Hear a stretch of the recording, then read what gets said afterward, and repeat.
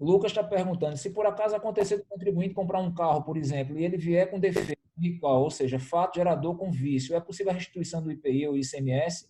Ou estou misturando as coisas? Não seria o tributo e sim o valor do carro. Bom, é a tal história. Veja só. Aqui são duas coisas diferentes, né? Um vício, o vício do veículo e o vício do veículo ou o vício do tributo. O tributo não teve nada de viciado. Quem estava viciado aí era o veículo. Se você devolver o veículo, tá? E quiser o dinheiro de volta, você não vai pedir o tributo de volta, você vai pedir o valor que você pagou todo à concessionária. Tá entendendo? Ó, eu paguei tanto pelo carro, tá aqui a nota fiscal, eu quero que vocês me devolvam o dinheiro porque o carro estava com defeito. Entendeu, Lucas? Porque aí o problema não é do tributo, o problema é do carro. Agora, vamos imaginar que você pagou um carro com o IPI ou o ICMS mais alto do que deveria pagar. Aí, nesse caso, você pode pleitear uma restituição daquela sobra, daquele excesso. Compreendido, amigo? Dá um... Entendido, professor. Ah, beleza. Tudo certo. Bom demais. Então, pessoal, vamos partir agora aqui para o artigo 144 do CTN. Deixa eu mandar de novo aqui para vocês a tela, tá? Ok. O artigo 143 fala da moeda do lançamento tributário aqui, ó. E o artigo 144 da lei regente do lançamento. É muito importante que vocês entendam esse artigo 144, tá? Diz o seguinte: o lançamento reporta-se à data da ocorrência do fato gerador, do fato gerador da obrigação, e rege-se pela lei então vigente, ainda que posteriormente modificada ou revogada. O lançamento reporta-se à data da ocorrência do fato gerador da obrigação e rege-se pela lei então vigente, a data que posteriormente foi modificada ou revogada. Deixa eu tentar fazer... como é bom um quadrinho numa hora dessa aqui. Vou ver se esse quadro branco me ajuda aqui, ou se eu consigo compreender. Tá? Deixa eu apagar ele aqui. Vejam só. Vamos aqui para baixo, então. Esqueçam esse exemplo inicial e vamos aqui para baixo. Vamos imaginar o seguinte, pessoal, que houve um fato gerador, aconteceu um fato gerador em 10/6/2018, ok? E você perceba que ainda há tempo de fazer o lançamento, porque normalmente o lançamento pode ser feito num período de até 5 anos, tá? 5 anos. Por quê? Porque há o prazo decadencial. Então, esse fato gerador aconteceu em 2018 e a lei que regia esse tributo, vamos imaginar que esse tributo seja o ICMS. A lei que regia esse tributo era a lei 1234/2015. Ok, a lei era de 2015, tá? Cuidado, porque agora tem muita data aqui. Ó. A lei era de 2015, mas o fato gerador aconteceu em 2018. Tem algum problema? Nenhum. Nenhum problema. Tá? Só que o lançamento dessa questão, o lançamento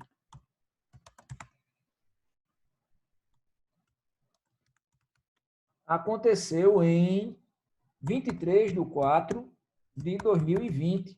O grande problema aqui é que essa lei, aqui, que nessa data aqui do lançamento, a lei 1234 foi revogada pela lei 5678 de 2019. Tá? Recapitulando, o fato gerador aconteceu em 2018. Tudo certo, tudo bacana. E quando da ocorrência desse fato gerador, a lei vigente, o nosso exemplo aqui, o nosso tributo de exemplo é o ICMS. A lei do ICMS, a lei estadual do ICMS, era a lei 1234 de 2015. Tudo certo. Ocorre que em 2019, tá, 4 anos depois, essa lei aqui foi revogada pela nova lei do ICMS, que é a lei 5678. E o lançamento dessa situação aqui, ó, aqui foi o fato gerador. O lançamento desse fato gerador se deu em 23 de 4 de 2020. O que é que diz o artigo 144? Certo? Que o lançamento, ele reporta-se a data, remete-se à data do fato gerador e é regido pela lei vigente à época da ocorrência do fato gerador, ainda que essa lei tenha sido revogada, tá? Então, entenda, quando o fato gerador aconteceu, a lei que valia, a lei que estava em vigor, era a lei 1234 de 2015. E essa lei é a que vai reger esse lançamento tributário feito em 2020. Por quê? Porque esse lançamento tributário tem relação com esse fato gerador. Esse lançamento tributário é a continuação desse fato gerador. E o fato gerador aconteceu em 2018, sob a égide da lei de 2015. Tá? Então, você vai me dizer, mas essa lei, professor, morreu. A lei 1234 morreu. Hoje, a lei que vigora é a lei 5678. Perceba que a lei 5678 de 2019 nasceu num ano anterior à data do lançamento. Só que, repito, esse lançamento diz respeito a um fato gerador ocorrido em 2018, e em 2018 a lei em vigor era essa aqui, ó. Então, tipo, essa lei pode até ter morrido para situações ocorridas a partir de 2019. Se agora acontecer um fato gerador, um novo fato gerador em 24 de 4 de 2020, aqui é um novo fato gerador, novo fato gerador, aí sim, a gente não pode se valer dessa lei, porque esse fato gerador já vai estar regido, já vai ser regido, tá? Pela lei 5678 aqui, ó. Tá vendo? Mas esse fato gerador de 2018, ele é regido pela lei de 2015. E esse lançamento é relativo a esse fato, ou seja, para esse lançamento, essa lei é a lei vigente, é a lei viva, é a lei que vai regê-lo, é a lei que vai funcionar. Por quê? Porque ele diz respeito a 2018. Tá? Vamos agora, novamente, para o artigo 148. Eu quero que vocês me digam se estão entendendo, se a coisa está meio confusa, porque realmente é diferente a gente explicar de forma presencial para cá, tá? Mas a gente vai se adaptando. Então, diz o seguinte: o lançamento reporta-se à data da ocorrência do fato gerador da obrigação e rege-se, isso aqui é importante, pessoal, rege-se pela lei então vigente, ainda que posteriormente modificada ou revogada. Ou seja, a lei vigente, a lei que vai regulamentar o lançamento tributário é a lei vigente à data da ocorrência do fato gerador. Ah, mas essa lei, professor, ela já não vigora mais, ela foi revogada, ela já não existe mais no mundo jurídico. Não existe mais para coisa nova. Mas para esse fato gerador, como eu expliquei agora há pouco no quadro branco, ela está viva. Tá ok, pessoal? Vocês compreenderam isso? Ficou alguma dúvida em relação a isso? Eu estou perguntando porque é importante que vocês me deem o feedback para poder continuar. Está compreendido?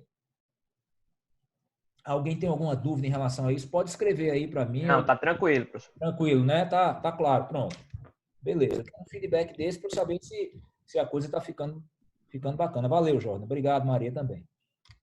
Então, vamos agora aqui para o parágrafo único, tá? Cadê? Aqui, ok. Estão vendo aí, né, o PowerPoint. O parágrafo primeiro, aliás, do artigo 144, tá? Opa, deixa eu ver aqui quem é que está falando. Se tem alguma dúvida. Só um minutinho aqui. Ok, tranquilo, beleza. Graças a Deus vocês entenderam. Então, vamos aqui para o parágrafo primeiro. O parágrafo primeiro no momento inicial, ele pode soar a uma contradição com o caput do artigo 144, tá? Mas a gente vai ver que não é assim.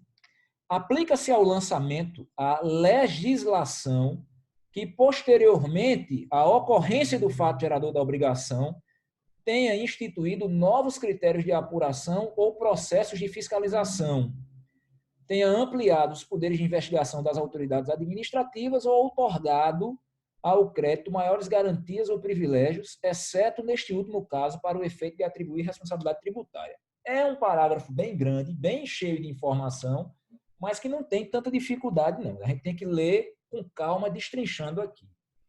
Você vai me dizer, mas professor, você acabou de falar, você acabou de entender, de explicar, que o lançamento tributário, ele reporta-se à data da ocorrência do fato gerador da obrigação e rege-se pela lei então vigente.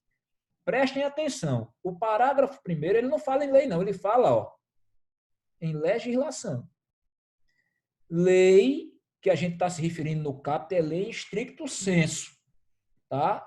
Lei formal e lei material. Legislação envolve portaria, decreto, regulamento. Então, só isso aqui já torna o parágrafo diferente do caput e, com ele, não contraditório. Tá?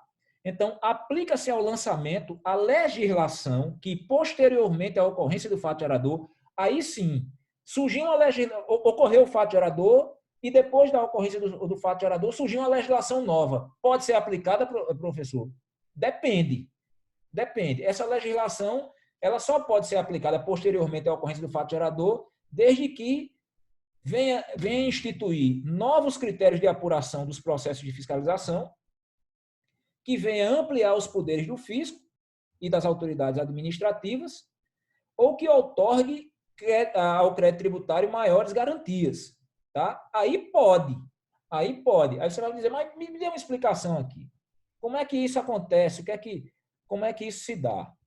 Vamos imaginar o seguinte, pessoal, que você deva ao fisco, vamos imaginar aqui, deixa eu ver se eu consigo mais uma vez o quadro branco. Hoje eu preciso de quadro de todo jeito, velho. O que falta faz a lousa, velho. Enfim, mas vamos para cá. Apagar. Vamos imaginar o seguinte, pessoal, que você, num determinado momento, tá? Vamos imaginar que o fato gerador aconteceu em 2019, tá? E foi identificado que você sabe que deve 100, por exemplo. Você deve, aliás, 1.000. Vamos botar 1.000 aqui. Você sabe que deve R$1.000 a título de tributo, de qualquer que seja o tributo. R$1.000, tá? Só que, seja por boa fé, seja por má fé, você só declarou que deve 700. Até porque o fisco só conseguiu identificar R$700 dessa dívida de 1.000. Tá? Aí veio uma legislação posterior à ocorrência do fato gerador, uma legislação de janeiro de 2020, digamos um decreto, certo? De 2020, que autorizou ao fisco ter acesso a contas bancárias, como isso já se deu por perfeito e acabado, né? Vocês sabem que isso é matéria velha. A contas bancárias e a movimentação de cartão de crédito. E aí, quando o fisco teve direito ao acesso às contas bancárias, o fisco identificou que ele teve condições de identificar, de investigar você melhor e percebeu que faltava você pagar ainda 300 pau. Aí você pode chegar e dizer assim, o fisco está, a partir dessa legislação nova, me cobrando um novo tributo, eu já paguei. Epa, peraí, você pagou 70% do que você devia. Nessa época, sem essa legislação nova, sem esse decreto aqui, que ampliou os poderes de investigação do fisco, o fisco só conseguiu enxergar esses 700. Então, o fisco só teve condições de te cobrar esses 700. Tá? Como ainda não houve decadência, ó, porque o fato gerador é de 2019, né? O fato gerador aqui só iria caducar lá para 2024, por exemplo, o fisco veio atrás dos 300 contos que você não declarou, que você não apresentou a ele, que você meio que escondeu dele. Óbvio que ele não vai só te cobrar 300, ele vai te cobrar 300 e mais uma multa e mais atualização. Mas ele não está te cobrando nada de novo, tá? Ele não está te cobrando absolutamente nada de diferente do que você já não devia antes. O problema é que aqui ele só tinha, digamos assim, artifícios ou subsídios de investigatório que deram ao fisco a visão de 70% da sua dívida. Agora, com esse artifício novo, esse poder que o fisco tem de fiscalizar a sua conta bancária e o seu cartão de crédito, nesse exemplo que a gente acabou de dar, ele descobriu que, além desses 700 contos, você estava devendo mais 300, porque, na verdade, a sua dívida desde 2019 era 1.000 e não só 700, como você aplicou. Então, você perceba nesse caso, tá? Você perceba nesse caso que não se mexeu na estrutura tributária, não se mexeu na estrutura material da norma que regulamenta o tributo e o lançamento. Mexeu-se tão somente na estrutura de uma norma procedimental, tá? E aí eu faço uma analogia também à questão do Código Civil e à questão do Código de Processo Civil, tá? Você sabe que a norma material de direito civil, ela não é aplicada numa situação futura. Vamos imaginar da seguinte maneira: você entrou com um processo no judiciário, tá? Deixa eu olhar para vocês aqui. Você entrou com um processo no judiciário em, sei lá, 1999, o processo ainda está rolando, um processo civil desde 99 que ainda está rolando. Vocês eram um menino de fralda e cuequinha ainda, quando esse processo foi ingressado aí, digamos, pelo avô de vocês, pelo pai de vocês, certo? Normas de direito civil que regiam o processo eram as normas ainda do Código de 16. Normas de direito civil, direito material, tá? O processo hoje está lá no STJ, já na última dos últimos recursos, certo? Para sair o processo. Perceba que o tratamento jurídico está sendo dado, o tratamento judicial está sendo dado em cima das normas e da legislação civil da ocorrência da época do fato, que foi em 99. Então, ainda era o Código Civil antigo. Porém, nesse ínterim, também modificou-se as normas procedimentais, porque o Código de Processo Civil, em 99, era um, e o Código Civil, a partir de 2015, é outro, completamente diferente. Então, para as normas procedimentais, a Lei 9 é aplicada para o caso, tá? A Lei 9 é aplicada. Você imagine que o processo, esse que eu acabei de dar de exemplo de vocês, certo? Começou com o Código de Processo Civil de 73 e tão logo de 2015 entrou em vigor, as regras processuais e procedimentais foram aplicadas, tá? Já a regra de direito material se manteve. Então, é justamente isso que o artigo 144 fala. A regra de direito material tributário se mantém, ainda que ela venha a ser no futuro revogada. Não tem problema. Agora, as normas procedimentais, a legislação procedimental, principalmente que dê maiores poderes de investigação ao fisco, que conceda ao fisco, ao crédito tributário, mais privilégio, tá? Ou que mude alguns critérios de apuração do crédito, aí que são coisas meramente procedimentais, elas podem sim ser aplicadas no decorrer do tempo. Vai se alterando e vai se aplicando a coisa nova, certo? A Gabriela está perguntando aqui, professor, no caso do exemplo desses 300 que faltaram, vai gerar um novo lançamento tributário, só que se valendo da legislação atual, vai gerar um novo lançamento tributário sim, Gabriela, mas referente à legislação passada. Por quê? Porque esse lançamento tributário diz respeito ao fato gerador passado, tá? Mas vai ter um lançamento tributário complementar. E esse lançamento tributário complementar, ele não vai ser só de 300, não, você está me entendendo? Vai ser um lançamento de 300 e mais a multa, porque houve uma penalidade, houve uma infração, houve uma ilicitude, que foi, digamos assim, a não revelação desses 300 no tempo que deveria ser revelado, entenda? Então, vai haver uma aplicação de uma penalidade e mais a atualização monetária, juros de mora, essa coisa toda. Compreendeu, Gabriele? Deixa eu acender uma luzinha aqui para ficar mais clara a imagem para vocês.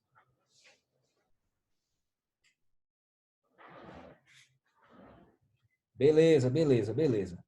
Ok, pessoal. Então, esse é o artigo 144, caput, parágrafo 1º.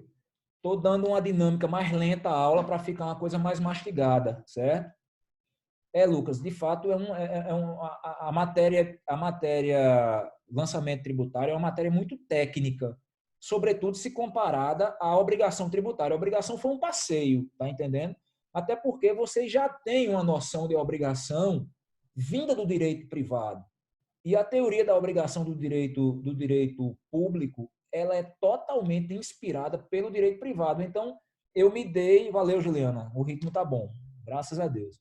Então, eu me dei um pouco mais, eu me dei o luxo de falar um pouco mais rápido para vocês. Tanto que a aula de lançamento vai ser dividida em duas partes. A gente vai, terminou esse momento aqui, a gente para, na semana que vem a gente completa o lançamento, tá?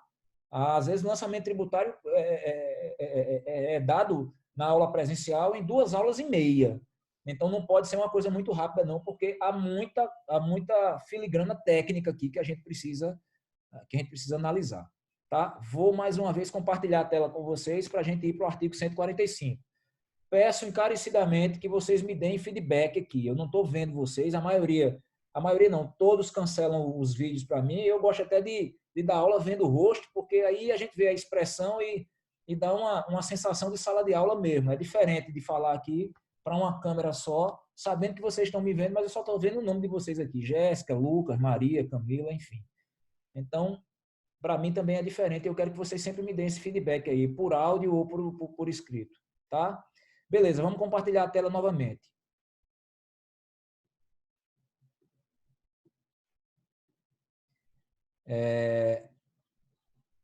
140. Tá. Tem uma jurisprudênciazinha aqui, ó, bacana, relativa ao artigo 144, tá? Uma juris do STJ aqui, ó.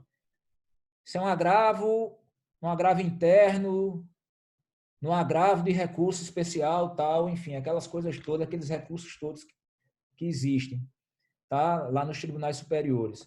O ministro é Mauro Campbell Marques, certo? E a gente tem aqui as informações complementares da emenda, da ementa, tá? Ementa, deixa eu corrigir, da ementa do julgado. Eu vou só falar aqui, ó, a legislação tributária se aplica aos fatos geradores futuros e pendentes, não se aplicando, portanto, a fatos geradores pretéritos, aquela questão da irretroatividade, salvo nas hipóteses do artigo 106 do CTN, que a gente falou, né? O que não é o caso dos autos. Tal conclusão também se extrai do caput do artigo 144 do CTN, segundo o qual o lançamento reporta-se a data da ocorrência do fato gerador da obrigação e rege-se pela lei então vigente, ainda que posteriormente modificada ou revogada. É uma repetição do artigo 144, uma transcrição ipsis literis, mas utilizada num recurso do STJ. Tá? Então, uma jurisprudênciazinha do STJ para vocês aqui. Lembrando que esse material vai estar também junto com o áudio, aliás, junto com a gravação da aula, lá no professor, no aluno online. Muito bem. Vou ver se dá tempo aqui, que a gente já está no finalzinho desse segundo turno. Talvez a gente tenha, para o pessoal, por mais chato que seja, que fazer não um terceiro todo, mas pelo menos uma partezinha do terceiro aqui, para a gente não perder tanto tempo. É a questão do ritmo e, enfim, é o que a gente tem em mãos. Bom, inalterabilidade do ato administrativo de lançamento tributário. Tá? Aqui é o seguinte, pessoal. O ato administrativo de lançamento tributário é um ato administrativo normal, tá? Como qualquer outro. E ele goza, tá? Por se tratar de um ato proveniente da administração, ele goza de uma presunção juris tanto, ou seja, de uma presunção que admite prova em contrário, de certeza, de legitimidade e de veracidade. Tá? Ele goza dessa presunção juris tanto. Obviamente que se admite prova em contrário, essa inalterabilidade do lançamento é relativa.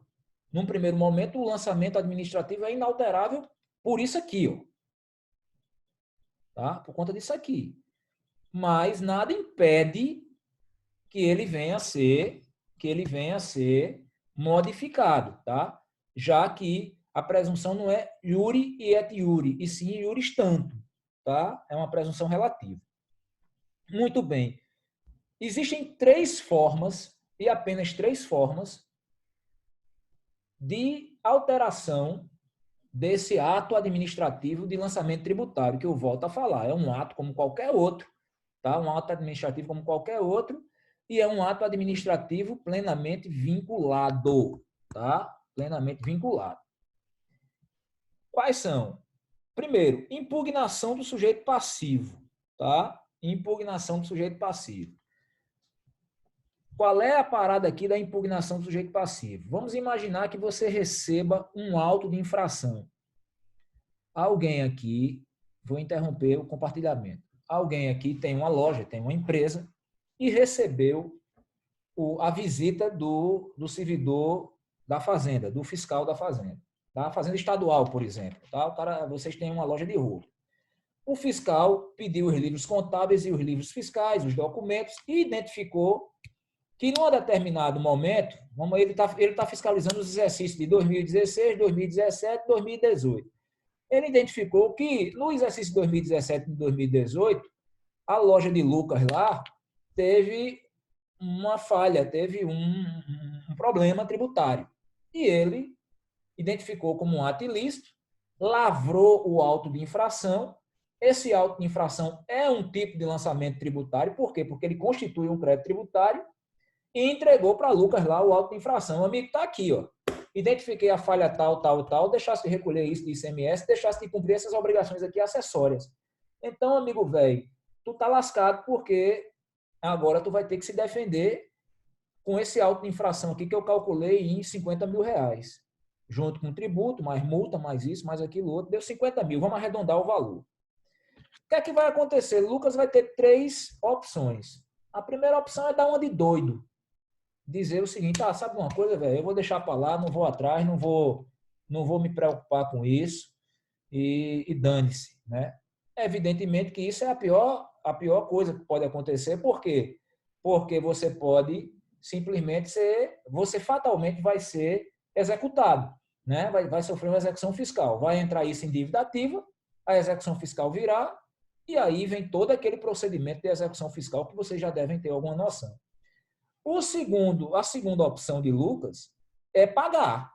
Eu vou pagar esse negócio. Eu estou com o dinheiro em caixa aqui, quero me livrar, realmente eu estou errado, vou pagar. Ou então eu vou fazer um parcelamento, que não deixa de ser um tipo de pagamento fracionado, né? Como a gente já viu. Muito bem. A terceira opção é contestar, é instaurar o contencioso administrativo. Evidentemente que existe um prazo para essa instauração, que é de 30 dias. Pelo menos é de 30 dias na União, é de 30 dias no estado da Paraíba, é de 30 dias na maior parte dos municípios. Tá? Esse prazo pode variar por conta da autonomia legislativa que cada um tem. Então, nesse período de 30 dias, Lucas pode apresentar a chamada impugnação ao sujeito passivo, justamente o que está previsto no artigo 145, inciso 1 do Código Tributário Nacional. Essa impugnação ao sujeito passivo também é chamada de reclamação. Tá? E aí, o que é que acontece? Lucas, essa reclamação ou essa impugnação é uma petição normal, com endereçamento à autoridade, com qualificação da pessoa jurídica, do contribuinte que está impugnando, preliminares, fato, direito, matéria de prova que você vai juntar as provas, e aí o que é que vai acontecer? Instaurou-se aí o contencioso administrativo. Você chegou e disse para a administração pública que constituiu aquele crédito que não concorda com aquilo, que não concorda com aquele ato. E aí, esse ato administrativo ele vai ser julgado em primeira instância por alguém da administração. Vai ser julgado em primeira instância por alguém da administração. tá? Pessoal, mais uma vez a gente está acabando, mas eu quero dar esse artigo 145. Eu garanto a vocês que na próxima sessão aqui, a gente vai ter no máximo 15 minutos de aula. Não vou, mas é para a gente não perder também. A gente tem uma aula só por semana e a gente está dando muito menos tempo de aula online do que presencial. Isso pode nos prejudicar. Então, eu conto mais uma vez com a compreensão de vocês. É um saco, mas a gente tem que fazer isso. Tá? Tem gente até entrando agora. Então, daqui a pouco, mesmo procedimento. Vou mandar para Maria e para a Iole o link, a gente entra e vê. Eu garanto a vocês que a gente não vai ver mais 40 minutos. A gente vai só terminar o artigo 145, que está no inciso 1. Tá? Eu peço demais que vocês me ajudem e se ajudem também. Então, vamos lá. Então, o Lucas resolveu instaurar o contencioso administrativo e o fez. Tá? Fez a instauração do contencioso administrativo. Tudo certo. Ele interpôs ou apresentou a impugnação tempestivamente, e o que é que vai acontecer? Vai ser julgada essa impugnação, junto com as provas que Lucas carreou, certo? Pela primeira instância administrativa. Né? Na esfera federal, a primeira instância administrativa se chama Delegacia Regional de Julgamento, a famosa DRJ. Na instância estadual, se chama GEJUP, Gerência de Julgamento Processual, aqui na Paraíba. No município se chama COJUP, enfim. É a primeira instância administrativa que normalmente é feita por um julgador monocrático, tal qual o judiciário, é um julgador monocrático no primeiro grau. Na União, né, no caso federal, a DRJ já é um colegiado. Vai ter um relator e é um colegiado. Mas na instância estadual e na instância municipal, a gente vai ter um juízo monocrático, tá bom? E esse juízo administrativo, professor? É administrativo, Lucas. Certo. Tá. Esse exemplo aí que eu dei com você, a gente está falando de ICMS, então a gente está falando de administração estadual. Mas se for imposto de renda, administração federal. Se for IPTU, administração municipal, tá? Aí vai depender da competência. E suspende o prazo de multa, alguma coisa, administrativamente sim, né? O quê? Desculpa? Se suspende multa, alguma coisa, quando entra administrativamente. Eu vou explicar para vocês agora no outro turno aqui. Eu vou interromper, porque vai acabar agora abruptamente. Eu vou interromper aqui para a gente não atrapalhar a gravação. Já mando outro link que fala sobre isso, tá? Valeu, galera. Até daqui a pouco.